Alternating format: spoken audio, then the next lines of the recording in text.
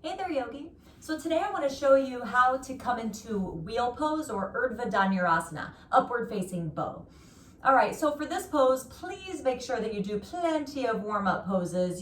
This little wheel you'd probably want to put in after you've done sun salutations, after you've done a good amount of prep poses. So what are prep poses for wheel pose? Well, this is a pretty intense back bend, okay? So it's really important to do twists, because twists really prepare the body for back bends, smaller back bends, so like puppy dog pose, bridge pose, cobra, anything like that, camel, any poses where you're really opening up the chest, yoga mudra, getting into the shoulders, as well as the front of the body, so the quads, warming up the hip flexors, moving all the way up, all right? So now, how do we get into it?